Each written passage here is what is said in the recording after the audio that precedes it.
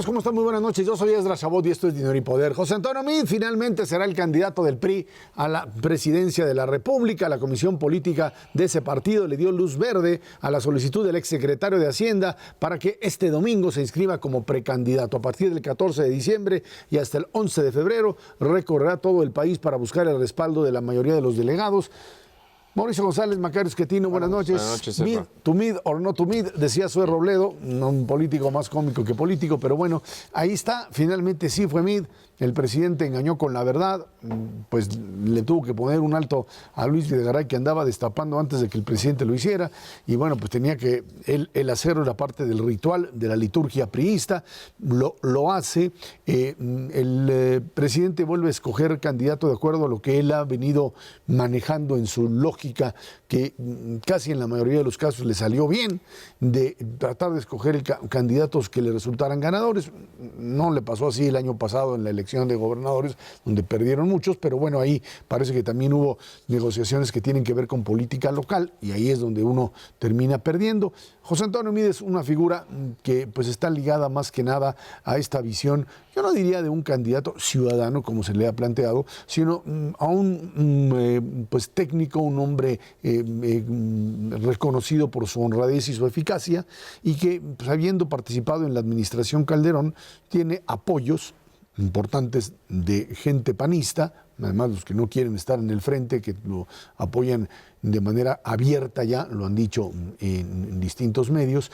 Y por otro lado, pues primero tiene que armar lo que sería pues este apoyo priista, porque sin él no puede arrancar, y después a ver cómo le hace para encontrar un discurso que lo separe de alguna forma del PRI y verse como un candidato que pueda pues rebasar el plano partidista para volverse algo así como un candidato de la transformación y del alejamiento de las malas prácticas priistas. Esa es la apuesta que tiene hoy el revolucionario institucional.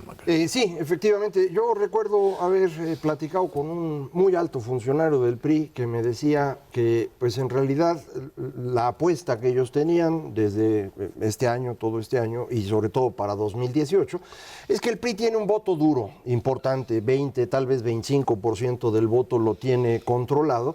Es un votante priista tradicional, de poca educación, de poco ingreso, esencialmente rural, pero lo tienen. Y ellos no pensaban perder ese voto por tratar de atraer a la clase media, porque no tenía sentido. Creo que tiene razón en su argumentación.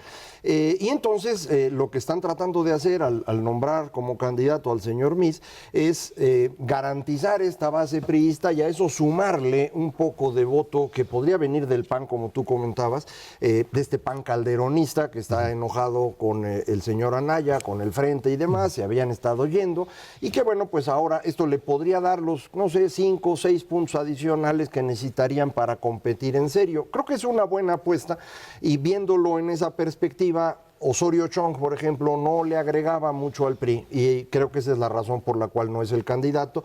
Esto era más o menos obvio desde hace tiempo, pero una gran cantidad de priistas pensaban que Osorio Chong podría ser candidato, y por eso ha sido importante pues que Osorio Chong se sume con el señor Meade. Ya también Manlio Fabio Beltrones ha hecho público que el respaldo lo hace un poquito regañadientes, pero lo está haciendo. Entonces, el señor Meade lo primero que ha hecho es empezar a hablar con todos los priistas, fue a la CTM y a la CNOP y con las mujeres priistas y demás, y algunas personas dicen, pues ahí está clarito cómo el señor es un priista. Pues para mí es muy lógico que si quiere ganar, primero tiene que tener seguro a su votante del PRI y luego sumarle estos otros adicionales. El problema es si no es contradictorio en el discurso eso, ¿no? ¿Cómo le haces para...? Totalmente contradictorio, pero pues así funciona. Así es como funciona. ¿Qué le vamos a hacer? Mauricio. No, es que en una de esas no funciona. Ese es el problema. Igual y no. Mira, yo no estoy tan seguro como dice Macario de que en las circunstancias actuales el PRI tenga este voto duro que ha tenido en otras elecciones. Y la razón de esto es que pues vemos una ciudadanía irritada, una ciudadanía decepcionada porque no se le han resuelto los problemas de la ciudadanía, y que son fundamentalmente, ya lo hemos dicho aquí muchas veces, la inseguridad y la debilidad de la economía familiar. Por lo tanto, no estoy tan claro que las cuentas que le hizo el amigo priista de Macario se sostengan. Yo he visto algunas mediciones de opinión pública en donde más o menos, y son de diversas fuentes, que señalan que no hay un porcentaje de rechazo del orden de 40%, 4 de cada 10 ciudadanos hacia el PRI. Rechazo quiere decir, cuando le preguntan a la gente, votaría. ¿Usted por qué partido nunca votaría? Pues esos son los números que saca el PRI. No quiero decir que está fuera de competencia, simplemente quiero decir que el reto que tiene es mucho mayor. Y me parece que la elección del candidato Meade es posiblemente en la coyuntura la mejor que pudo hacer el PRI y bueno, sin duda, ¿no?, guiado por el primer priista del país, que es el presidente de la República. Meade es un funcionario capaz, es un funcionario honesto. No es priista, está claro, no se ha registrado, pero ahora se está acercando, como dice Macario. Es un funcionario que tiene experiencia, ¿no?, es honesto, etcétera. Entonces tiene una serie de virtudes en las que no se equivocó, por cierto, Luis Videgaray, que a lo mejor se adelantó en decirlas, pero no le faltó verdad, ¿no? Sí. Eso está bien. Pero tú le diste al clavo, en mi opinión, Ezra, hace unos momentos, cuando dices, por un lado se tiene que alejar del PRI porque existe este rechazo, y por otro lado se tiene que acercar quiere decir parecerse, ¿no?, a los otros candidatos. Pues ¿cómo le haces? O te alejas o te acercas, pero hacerlo las dos cosas, ahí es donde, o sea, una cosa es la política y otra cosa es la magia. ¿Sabes qué pasa, y la política se puede hacer en este país, pero magia no. Pero lo que yo he visto a veces con estos candidatos, un poco tratando de recordar qué hacían, es cómo ante distintos públicos, ya en campaña, utilizan distintos tipos de discurso. Y tú dices, pero ¿cómo? Si yo lo oí el otro día ante la CNCA y CTM diciendo que el PRI tradicional, y de repente lo ves ante sectores exportadores y diciendo ya hay que acabar con las instituciones viejas del régimen.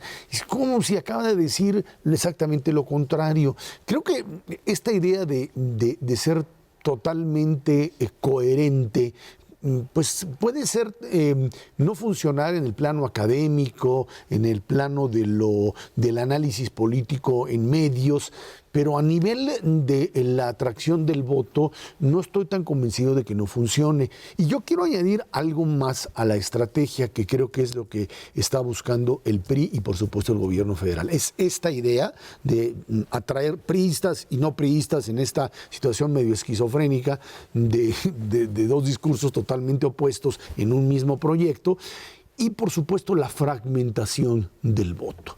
Lo que hicieron en el Estado de México, donde la tenían perdida, donde los datos antes, al comenzar la campaña te decían, nadie quiere votar por el PRI. Bueno, el PRI perdió en el Estado de México, le ayudó el Verde, que es otra historia. Bueno, está bien, ganó, pero porque se alió con alguien. Bueno, aquí es que van a tratar de repetir la misma estrategia. Buscar en el Verde, en Encuentro Social, y en los Nueva Alianza, en los independientes como fragmentación, por supuesto un cacho del PAN que se va a terminar apoyando al propio Meade, y eventualmente en una candidatura como la de Miguel Ángel Mancera, que podría irse por el PRD separado. En una fragmentación de esa naturaleza, alguien diría, bueno, es que esto va a generar un presidente que solo tenga el 28, 30%, y esto va a ser un desastre. No, porque vas a tener que armar finalmente un gobierno de coalición. No sé si les va a salir. No sé si esto va a funcionar o si otro puede conseguir más votos, pero yo creo que esa es la apuesta priista. 3 temas. Uno es precisamente esta dispersión de los votantes y el discurso que hay que tener distinto para cada uno. Es bastante peor, creo, de lo que ustedes dos acaban de decir. No es simplemente que hay unos que son más priistas y otros son más de clase media. Tenemos en este momento una dispersión de temas en todo el mundo que ha hecho imposible a un político tradicional ganar una elección en los últimos 2 años en cualquier país democrático del mundo. La única que lo había logrado, que era Angela Merkel, pues no logró hacer gobierno. Solamente el caso de Mariano Rajoy y de Shinzo Abe en Japón, por casos muy específicos. Todos los demás han perdido. ¿Por qué? Porque esto de tener un discurso homogéneo y coherente no sirve para nada ahorita. Hay que tener discurso para cada grupo y hay que tener estabilidad, que como bien dice Mauricio, está bien complicada y casi parece magia. Estoy totalmente de acuerdo con ello. Segundo, independientes. Yo no sé sé si ya conviene bajar a Margarita de la competencia o mejor llegar hasta el final. ¿Por qué? Porque es el votante del señor Meade. Si haces la candidatura de Margarita, luego vas a poder decir que declina a favor de Meade. Eso es bien complicado de administrar en una campaña, entonces hay que lo piensen, asunto Pero de ¿y ellos. cómo la bajas? O sea, Por eso, mejor de una vez. O sea, que no se registre como Ya no candidato se de registra, Meade. porque sus votantes son votantes de Meade. Yo no Eso digo es. que lo hagan, ¿y como a simplemente cambio, esa es cambio parte- como de qué? pues ya de todos los puestos que ya le están ofreciendo, mano. Pues sí. ¿y tú Bueno, qué crees pues que esta es la a es el mercado, mi amigo. ¿Por qué creen ustedes que se han opuesto tanto al frente en las últimas 3 semanas los señores panistas? No, de no, no. Calderón? Y nada Déjame, más, tienes y nada clarísima. más añadir algo Bueno, un el segundito, tercer Macario. tema, Ahorita ¿cuál vas con era? el tercero, porque ya se me olvida. No, que no se te olvide, porque se me olvidan a mí antes. Los discursos de estos senadores rebeldes. Ayer entrevistaba en radio a Javier Lozano, quien decía abiertamente: A Cordero. yo voy directamente, yo voy a apoyar a José Antonio Meade. Nadie mencionó a Margarita, ni de casualidad se acordaron de Margarita. Todavía Lozano decía, bueno, si Moreno Valle es el candidato, cosa que se ve pues hoy relativamente remota, es obvio que el grupo calderonista estaría en este momento en una situación de negociación con la figura de José Antonio Meade, más aún con Margarita todavía alejada del número de Sí, votantes bueno, de y eso, registro a ver, los necesarios. políticos siempre están en negociación, nomás que no puedes negociar, ¿no? A tu líder, o sea, al que te dio, al que te arropó Sí. para ese grupo. Pero bueno, ese a lo mejor lo A ver, dejamos dame para que otro termine, programa. Macario, y ahorita porque termino. Ya no me acuerdo del terminó. tercer tema, Ah, no, ahorita, vas, a ver si vas. mientras me acuerdo. ¿Por qué hay censura? A ver, te voy a decir, a mí me parece que el problema o la nivada, en todos estos ejemplos internacionales, perdón que corrija la idea, el problema es que se radicaliza el que gana. Trump gana con propuestas radicales en varios de los países europeos donde ha habido elecciones, también es el caso. Entonces yo creo que aquí es el riesgo, porque si tú ves, ahora nada más conocemos las plataformas, o sea, los idearios, o llámale como quieras, las primeras acciones que harían Morena y el Frente, aunque el Frente todavía no tiene candidato. Pronto conoceremos las del PRI. Las de Morena y las del Frente son igualitas, son lo mismo, son los mismos conceptos, les cambian el nombre, pero en el fondo son los mismos conceptos, y es una combinación de populismo y de conservadurismo, por lo menos en los aspectos económicos. Seguramente el PRI va a salir así. ¿Cómo distinguen los electores? Ese es el punto, porque para tú comprar algo, que en este caso es comprar un presidente de la República, quien te gobierne, pues necesita diferenciarse, y el problema es que se diferencian en muchos casos yéndose a los extremos. O sea, que tenemos un riesgo como país, que el que se quiera diferenciar Tiene se que corra ser hacia el extremismo. Y ese es el que gana. Y puede ser, no sé, no sé si va a ganar, pero ese es el riesgo. Y el extremismo a este país no le conviene en estos momentos porque no hay capacidad, por lo menos en la parte económica, para ello. Sí, no en todos los casos el ganador en los otros países democráticos en esta dispersión de voto ha sido un No, no en extremista. todos, de Entonces acuerdo. también puede ser que te vuelvas un radical del centro, como el caso de Macron o Así como el es. caso de Kurz en Austria. Entonces eso podría ser. ¿Cuál es la gran diferencia, en mi opinión, del Frente comparado con los otros dos? En que el Frente está iniciando un proceso de negociación entre partidos políticos que puede ser el antecedente de esta negociación necesaria para construir un sistema político diferente al que hemos traído desde 97. Y eso yo creo que es su gran oferta. Eso es lo que tienen que tratar de explicar. Yo no sé si lo van a lograr, pero ese sería su diferenciador. El tercer tema de hace ratito, que se me había olvidado, perdón, es algo que comentaba también Mauricio y que para mí es verdaderamente preocupante. El PRI podría ganar, como dices, con 28, 29, 30%, pero tiene al 40% y en algunas encuestas 50% de la población absolutamente en su contra, de los que nunca votarían por ellos. ¿Cómo gobiernas en esas condiciones? Es decir, la forma de ganar no es sencilla. Es decir, por ejemplo, Andrés Manuel López Obrador trae a lo mejor 30% a favor y 30% en contra. Pero estos traen 30 a favor y 50 en contra. Y si ganan y de pronto todos los demás dicen que no. Es decir, nos estamos metiendo en un proceso de gobernabilidad bien complejo, porque además arrancas la campaña sin fiscal de la nación, sin fiscal Eso es especial, cierto. sin fiscal anticorrupción, con una duda que yo creo que es muy fundada acerca de la corrupción priista, que ya lleva un siglo entero. La gente sí se enoja. Sí, aquí Está enojado, yo está lo único- enojado. claro que sí. Yo lo que te diría es simplemente que el problema es el reconocimiento del ganador. ¿Sí? Porque si hay un reconocimiento de que hay un ganador, la posibilidad de negociar con él está allí y creo que funciona. El problema es si en esta fragmentación aquellos que pierden no reconocen el triunfo, hacen el escándalo y entonces la negociación se vuelve muy complicada. Yo creo que va más allá del reconocimiento, Ezra. Yo creo que ese es el primer paso, pero después me parece que es lo que sucedió con Fox. A Fox lo reconocieron y después no pudo gobernar porque no logró... Sí, bueno, por muchas razones, pero no logró los acuerdos y las negociaciones que le hubieran permitido hacer de este país mucho mejor de lo que es ahora. Y entonces, bueno, eso también no está garantizado. Yo ahí coincido con Macario, ¿cómo le haces cuando tienes 50 en contra o 40 en contra y 28 a favor? Tienes que tener, por supuesto, la capacidad negociadora para armar una coalición parlamentaria que tenga una mayoría. Y ahí es donde está. Eso es lo que está haciendo el frente desde ahorita, ¿por qué no les gusta? Bueno, ahí está Macario, el frentista. Vámonos a una pausa y de regreso vamos a platicar precisamente con Marco Adame, uno de los negociadores del Partido Acción Nacional dentro del Frente. Esto es Dinero y Poder.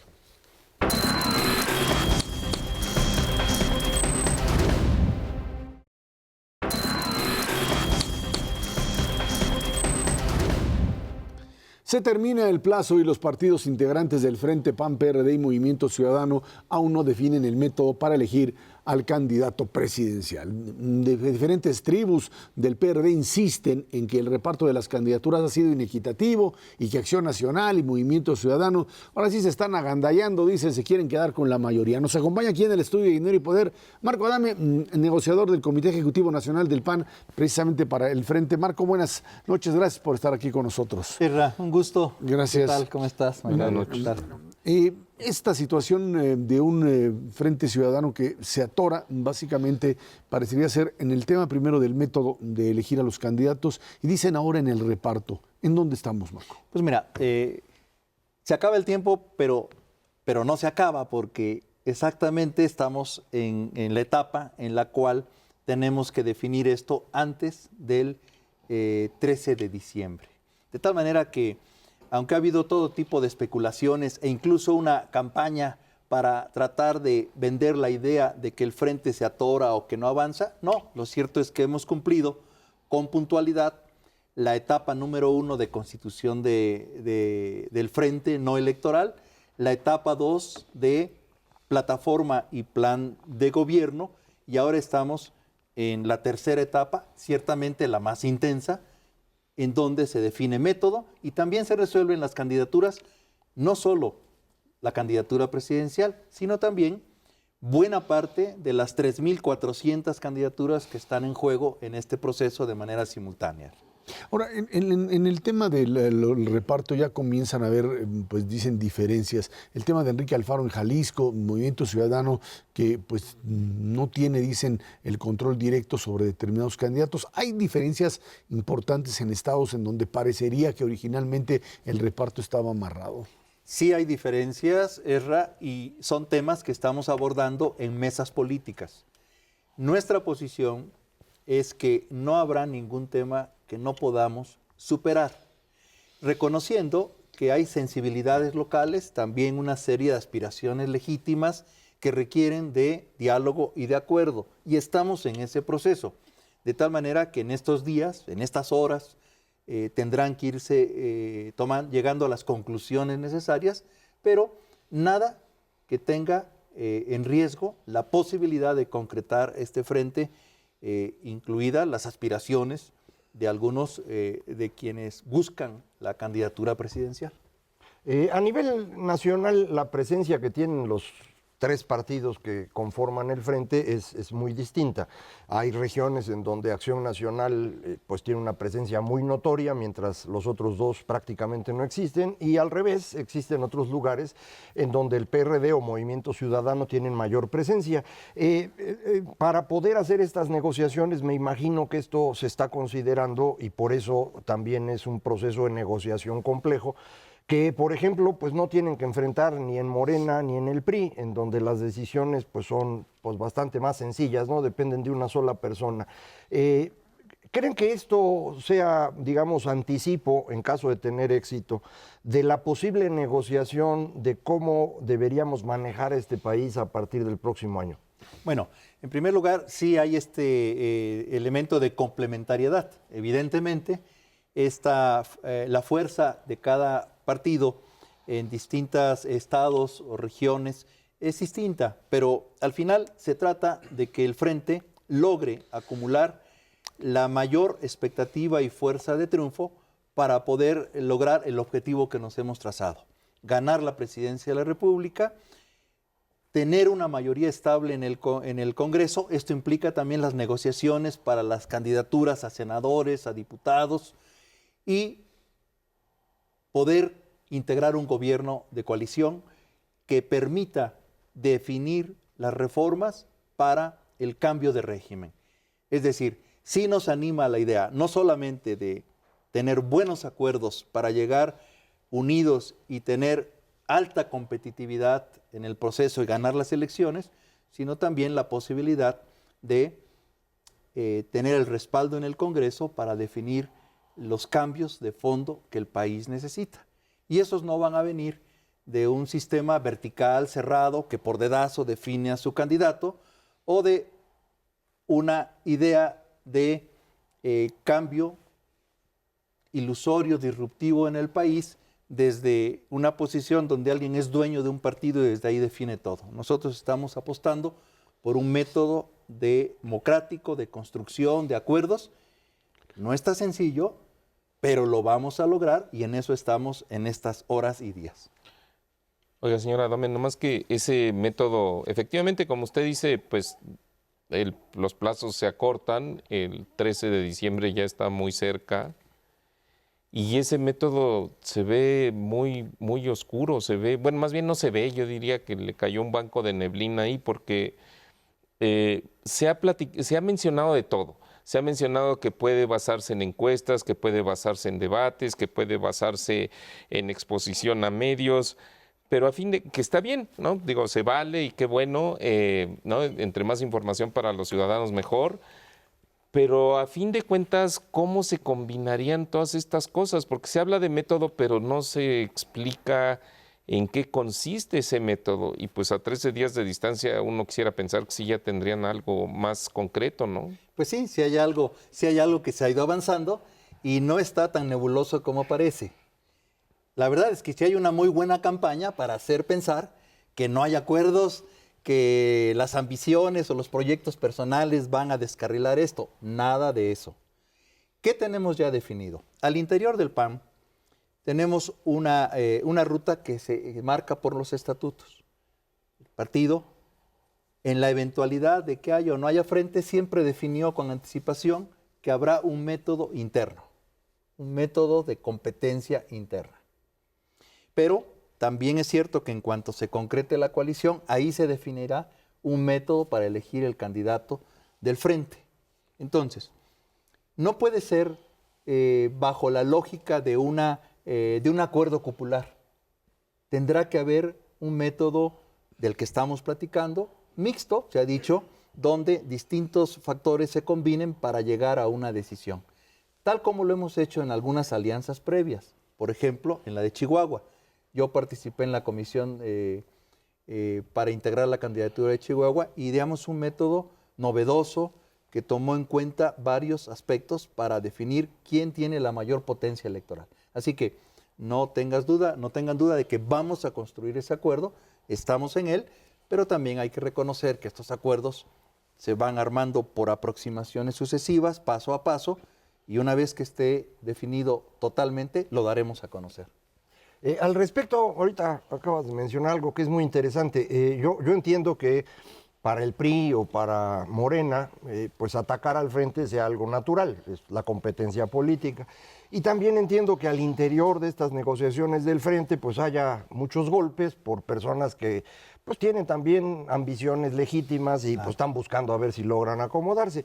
La parte que yo no entiendo muy bien y que es muy notoria es una animadversión en contra del frente en abundancia de medios de comunicación y colegas de los aquí presentes que pues como que odian al frente y en particular odian al señor Anaya, por ejemplo. Entonces me es muy pues llamativo este asunto, sigo sin entenderlo. ¿Tendrán ustedes alguna interpretación al respecto? Bueno, déjame abundar. Macario es un defensor muy claro del frente, que sería sí, del sí, frente sí. como tal. Yo te diría que pues, el problema radica en si esto no está siendo básicamente una construcción de la candidatura de Ricardo Anaya como alguien que toma el control del partido como presidente y de la propia candidatura del PAN. Pues mira, primero sería simplificar demasiado o asignarle demasiada fuerza al presidente del PAN, lo que no está en la lógica del diálogo y de la construcción que estamos haciendo. Nosotros entendemos que hay una muy buena campaña para tratar de descarrilar al frente. Pues nada más hay que ver las encuestas de hoy. Para algunos era muy fácil imaginar una campaña de 2 y excluir al resto de los participantes, tal como lo fueron construyendo en el Estado de México.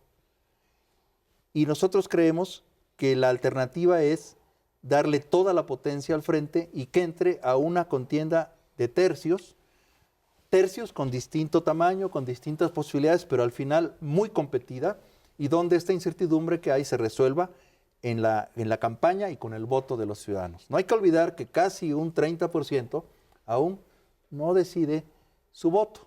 Ese tema vendrá luego en la campaña. Entonces, sí hay una muy clara intención de parte del PRI, de parte de Morena, particularmente de pensar que el mundo feliz es entre ellos dos. Y nosotros pensamos que hay una alternativa distinta a la continuidad de un régimen agotado, carcomido por la corrupción, por la desigualdad, por la inseguridad, que requiere cambios de fondo, y que este cambio tampoco puede ser de cualquier manera. Un cambio disruptivo, un cambio en la aventura populista, en el camino de las ocurrencias o los caprichos, sino una construcción democrática que requiere de la pluralidad y la participación de todos. Entonces, hemos apostado por una vía democrática.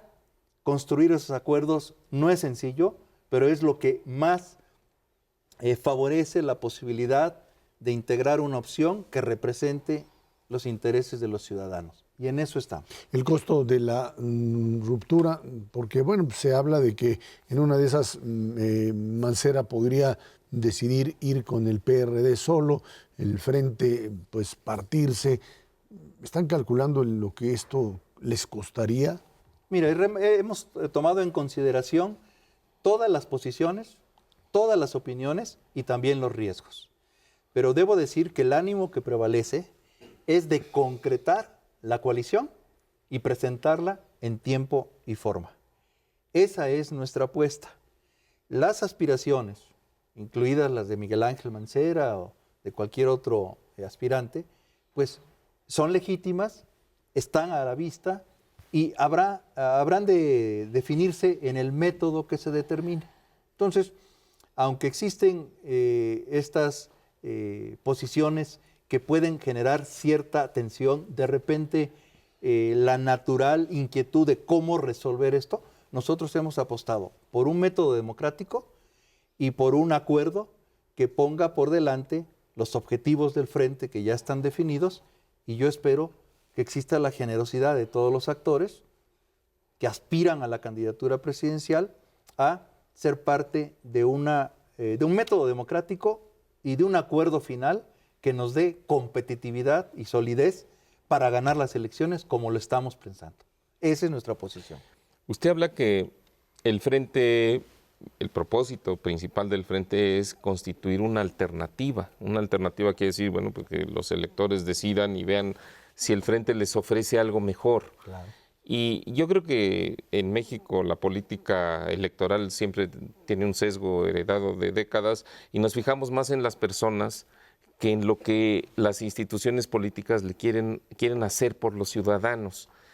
Y a mí me llama la atención en esta plataforma electoral que ha registrado el Frente, en donde hay una serie de propuestas. Unas son, yo yo le llamaría, por lo menos en la parte económica, muy ortodoxas, muy conservadoras, ¿no? Mantener el orden en las finanzas públicas, fomentar la competencia, insertar a México en el comercio internacional. Pero otras, la verdad, yo las veo populistas. Populistas en el sentido de, son buenas intenciones, pero cuestan un dinero que el erario no tiene. Como por ejemplo esta renta universal básica, hablan de una economía social de mercado que uno no sabe qué es social y qué es de mercado, hablan de apoyar a las madres no trabajadoras con guarderías, o sea, ¿cómo conciliar las dos cosas? Bueno, pues mira, en primer lugar, sí hemos hecho propuestas disruptivas, porque aspiramos a un cambio de régimen, pero también en las acciones de política pública, particularmente este tema de lo social, es un tema muy importante, porque el gasto del país en programas sociales, en decenas de programas que no tienen hoy ningún beneficio social o que en más de 30 años no han probado que son medios eficaces para cambiar el perfil social de México ante la pobreza de la mayoría de la población, requiere de propuestas que modifiquen ese diseño institucional. Cuando hablamos de economía social de mercado, no estamos hablando de una ocurrencia. Eso es parte, por ejemplo, eso es una propuesta del PAN, que tiene que ver con modelos económicos que hoy en el mundo están siendo punta de lanza para sacar adelante economías como la alemana. Nosotros tenemos una relación, una vinculación con CDU, el partido de Angela Merkel. Hemos estudiado por muchas décadas el modelo y creemos que es necesario poner en juego estrategias de cambio económico que rompan el escenario inercial del modelo puramente neoliberal o ciegamente solo de mercado. Y esto implica programas sociales, una apuesta más a fondo. Hemos invitado a discutir temas, claro, y la campaña será una oportunidad para debatirlos, pero no tenemos duda de que este país necesita un cambio de fondo en materia social, en materia de seguridad. ¿Cuál es el paradigma vigente hoy? Ninguno. La tutela del Estado, teóricamente. El costo, el sacrificio de la persona y sus derechos y sus garantías. Entonces hay que hacer ahí un cambio de paradigma y por eso hemos hablado de seguridad humana. Son conceptos que vamos a poner a debate. Nada más que hay que aterrizarlos en algo concreto. Hay que aterrizarlos en políticas públicas y ese será el reto que tenemos durante la campaña para poder arribar más tarde a un plan de gobierno. Vamos a ver si hay frente dentro de unos cuantos días. Va a haber frente, te lo aseguro, y va a ser un frente que va a ganar las elecciones del 2018. Marc Adame, muchísimas gracias por haber estado aquí con nosotros. Un placer, te lo agradezco siempre. muchísimo. Claro. Vámonos a una pausa. Esto es Dinero y Poder.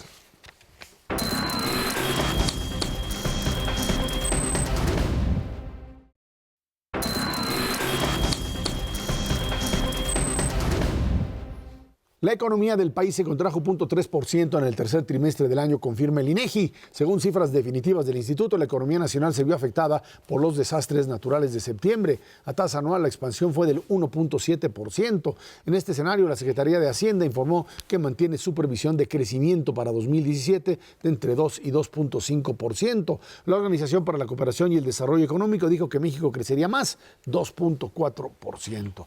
Ya sé que Macario dice que 2%, de ahí no se mueve. Pues es que no tiene fracciones de dedo, pues por eso dice 2, porque como no puede decir 3, pues dice 2. Dice dos, Macario. Lo cierto es que pues ahí tienes una economía mexicana que más allá de los niveles, digamos, de depresión que tuvo en septiembre, porque hay que recordar que finalmente el tema del terremoto o los terremotos y también los huracanes sí terminó pegándole fuerte a la economía mexicana. Sí, los huracanes creo que son los más importantes. La caída de la economía, esto es en los que se llaman datos desestacionalizados, quitando el efecto del calendario.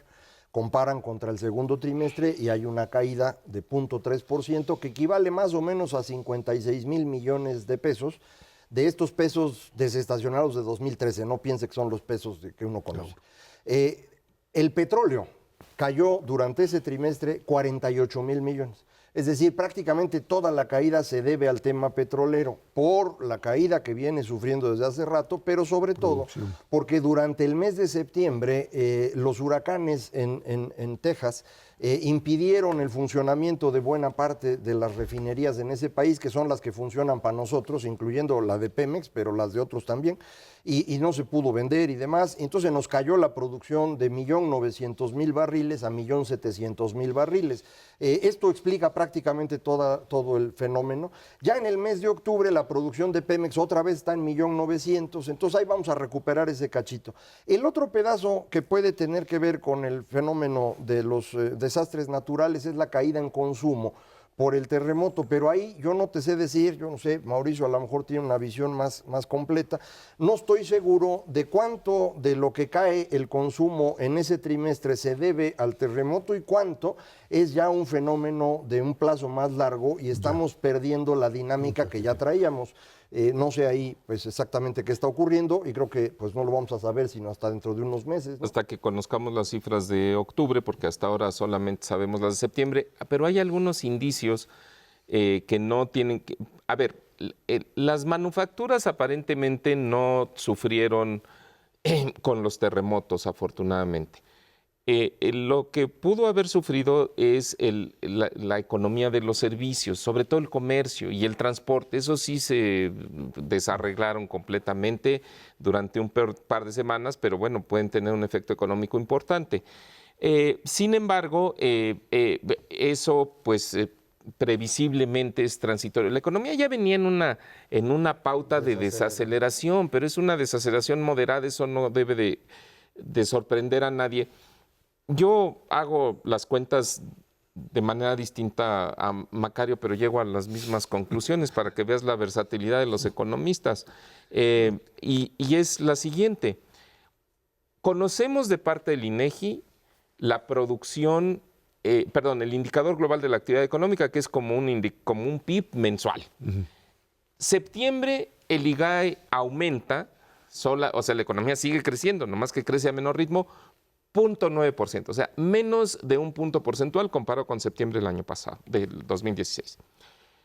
Si vemos las cifras de enero a agosto, ese IGAE a veces crecía un poco más, a veces un poco menos, o sea, no había una tendencia clara de desaceleración, por lo tanto no tendría por qué presentarse en octubre, y el IGAE enero a agosto promedió 2.3 puntos, o sea, vamos a decir... arribita del 2 que le gusta a Macario. Está bien, es arribita, pero no importa. Entonces, vamos a suponer que no se lograra reponer nada de lo que se perdió en septiembre, que sabemos que septiembre creció apenas a la mitad. Y ese punto lo distribuimos entre 12 meses del año, porque eso es lo que vamos a ver en la cifra anual.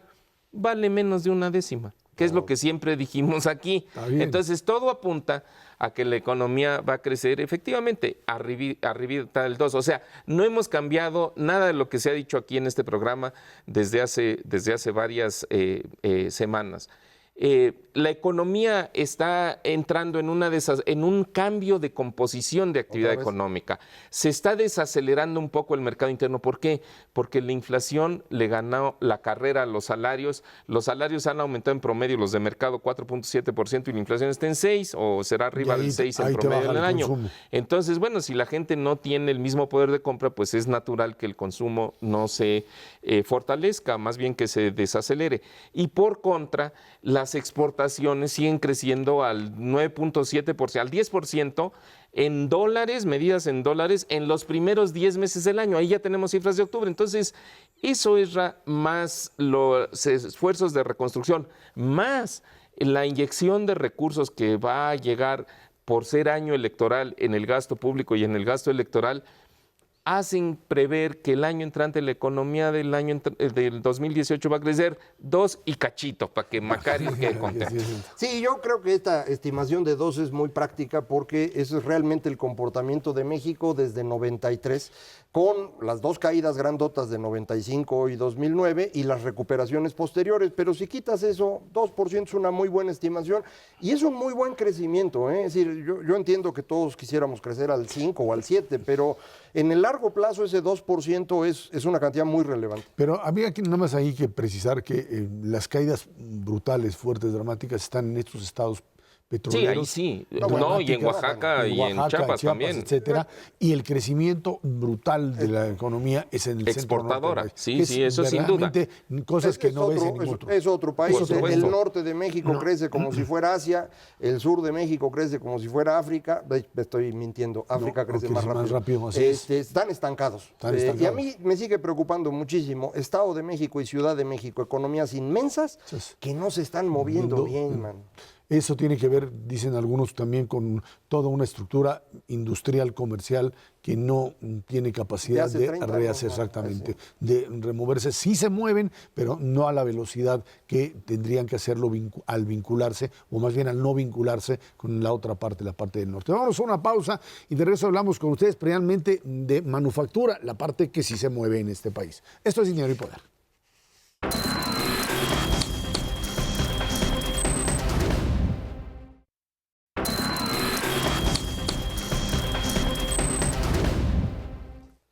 Las exportaciones del país recuperaron su dinamismo en octubre y avanzaron a un ritmo de 13.2% anual a 36.901 millones de dólares, cifras del INEGI.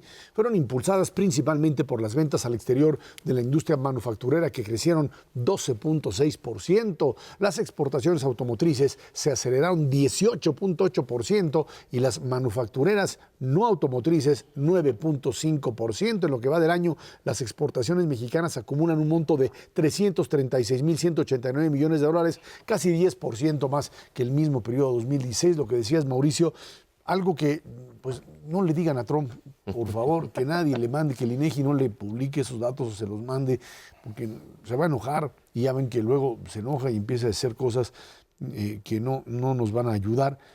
Tiene que ver ¿con qué? ¿Con la propia industria norteamericana? Claro.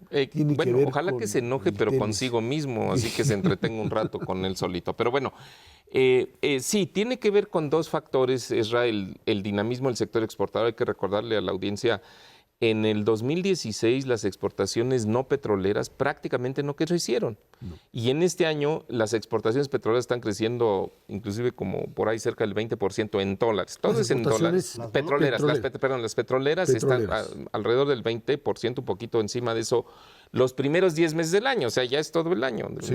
Y eso obedece a la recuperación del precio, ¿no? Por un lado. Pero por otro lado, las no petroleras, que son el grueso, están aumentando por dos razones muy sencillas. Primero, porque nuestro principal cliente, que es Estados Unidos, nos está pidiendo más de todo. Televisores, automóviles, autopartes, laptops, celulares, todo lo que fabricamos aquí, refrigeradores, lavadoras, pantallas de televisión y demás, están incrementando los pedidos. Y están incrementando los pedidos porque la economía de los Estados Unidos está creciendo más. Ayer comentábamos en el radio, recordarás, 3.3% de aumento del PIB de los Estados Unidos. Eso pone al PIB de Estados Unidos por encima de lo que se llama el PIB potencial. Digamos, aquí cuando Macario dice 2, ese es el PIB potencial de México. ¿Allá? En Estados Unidos es el 3. Bueno, pues cuando estás arriba del 3 quiere decir que tu aparato productivo lo estás utilizando de manera muy eficiente y lo estás usando a plena capacidad, por llamarle de alguna forma, y de hecho ya te pasaste un poco y eso tiene otros problemas, pero que ahorita nos vamos a mencionar. Pero esas son las dos razones y todo promete, todo permite prever que va a continuar. El peso no se va a fortalecer significativamente en los próximos meses, viene la incertidumbre de las campañas y de los programas económicos para el 2018 en adelante, la incertidumbre de las tasas de interés en Estados Unidos, la incertidumbre de si el dólar se va a devaluar o no se va a devaluar frente a las monedas fuertes. O sea, hay muchos factores de incertidumbre nacionales e internacionales. Pero por otro lado está la reforma fiscal de los Estados Unidos. Si a Estados Unidos le bajan los impuestos, nadie sabemos bien si eso va a impulsar el crecimiento económico de los Estados Unidos. Yo soy de los que piensa que no mucho, pero lo que sí va a impulsar o aumentar son las ganancias de las empresas, porque si pagan menos impuestos, pues tienen más utilidades. Y a fin de cuentas eso eventualmente se traduce en más inversión y eventualmente se traduce en más actividad económica, aunque sea poco. Entonces, ese dinamismo debe de continuar y bueno, pues esta combinación de peso relativamente débil y economía de Estados Unidos relativamente fuerte, pues quiere decir más pedidos hacia Estados Unidos de productos mexicanos. Precisamente hoy iban a votar, ya no supe si están votando o no están votando en el Senado esta reforma que estaba proponiendo. Esta reforma va a tener impacto indudablemente en términos de crecimiento en Estados Unidos por una razón. Porque si no sale la reforma, entonces sí se va a complicar. Sí, claro. ¿No? Yo no sé si van a crecer porque haya reforma, pero si no sale la reforma, sí se les va a complicar porque todo el mundo le ha estado apostando a ello, los mercados de valores, todo el mundo piensa que sí va a haber, y si no hay, pues se van a complicar. Si hay, ¿qué ocurre para nosotros? Pues vamos a tener que ir pensando en términos fiscales aquí en México, porque aun cuando la reducción de la tasa de impuestos a empresas en Estados Unidos de 35 a 20 no pega directamente porque también cambian la forma de medir el impuesto y nada más lo aplican a empresas establecidas allá. Creo que en el largo plazo, si nosotros no nos movemos en esa dirección, se nos va a complicar. Movernos en la dirección de reducir impuestos sobre la renta a empresas implica elevar impuestos en otros lados y hacer más eficiente el gasto. Perdón, que es lo mismo que van a hacer allá. Sí. También van a mover impuestos en otros lados, pues si no les cuadra. De momento dicen que no, lo que van a acabar haciendo es sí subir impuestos locales a la riqueza, que es lo mismo que vamos a tener que hacer nosotros, empezar a cobrar el predial en forma y discutir si queremos o no un impuesto a la herencia y cómo lo administramos, ver si le subimos la cantidad que se deposita en Afores, que eso sería una muy buena idea de cualquier forma. Entonces, en ese escenario es el que hay que discutir. Lo malo es que nos agarran las campañas.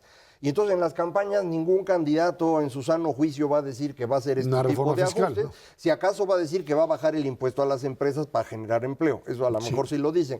Del otro ni pregunten, ¿no? Ya ven que luego les andamos preguntando a ver cómo lo van a financiar. No te lo van a decir. Porque, no saben. Y hasta que lleguen van a ver qué hacen, ¿no? O sea, tampoco hay que ponerse tan exagerados con ellos. Entonces hay que estar atento a esto de allá. Yo coincido con Mauricio, vamos a tener un año de mayor peso de las exportaciones. Todo indica que vamos en esa dirección y posiblemente vamos a tener una recuperación del consumo si efectivamente la inflación se mantiene bajo control. No hemos platicado del nombramiento del señor Alejandro Díaz de León en el Banco de México. Creo que es una muy buena señal, creo que va a ser importante. Vamos a ver qué decisiones toman para ir controlando la inflación y recuperar este poder de compra que Mauricio dice es el que sostiene el consumo.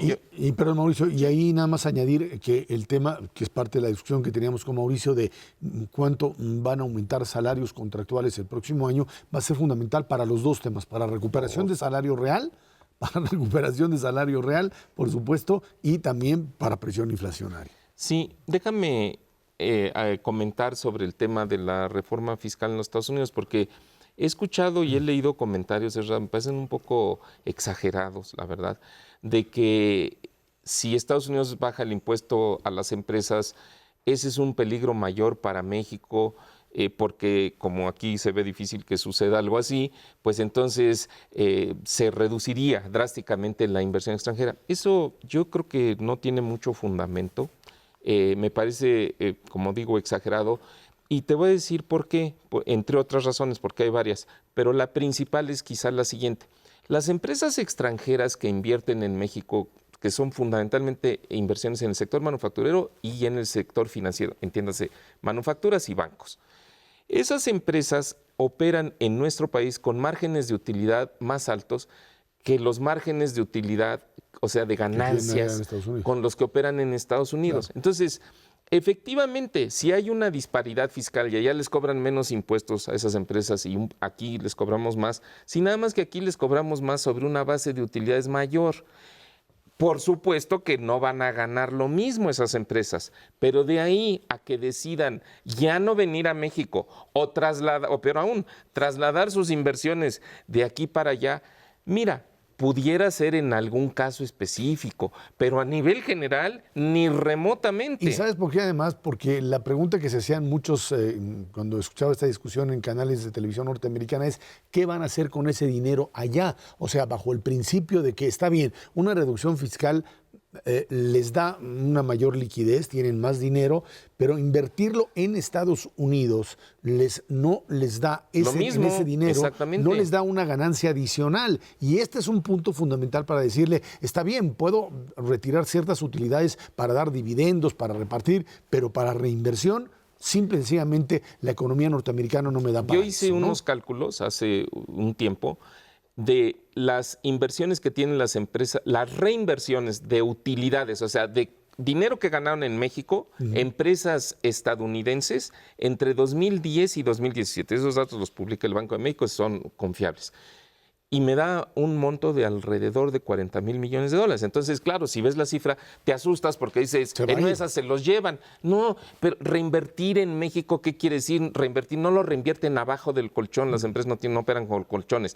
Lo invierten en inmuebles, lo invierten en títulos financieros, lo invierten en instalaciones. Entonces, no es fácil que se lleven todos esos recursos del país simplemente porque bajan los impuestos allá, mientras sigan ganando buen dinero aquí. Y uno diría, ¿por qué no van a ganar buen dinero aquí si lo han hecho durante muchísimas décadas? Y hay quien insiste además que para el tema de Tratado de Libre Comercio y que el señor Trump deje de estar fastidiando con esto, el ganar en la reforma fiscal podría aplacarlo y decir, dejemos en paz el tema del TLC porque sería más complicado para la propia economía norteamericana. Por un lado y por otro, creo que si no sale la reforma, el riesgo de echar a perder toda la economía de Estados Unidos acabando con el tratado sería todavía peor. Entonces, prácticamente en cualquiera de las dos direcciones, todo indicaría que no hay que estar tan preocupado con el tratado. Sigue existiendo el riesgo que enloquezca este mono, pero en principio yo creo que ahorita hay que estar un poco más tranquilo, ¿no? Además viene Navidad, el Año Nuevo. Mauricio González Macares, que tiro, muchísimas gracias. Gracias a usted que nos ve y nos escucha aquí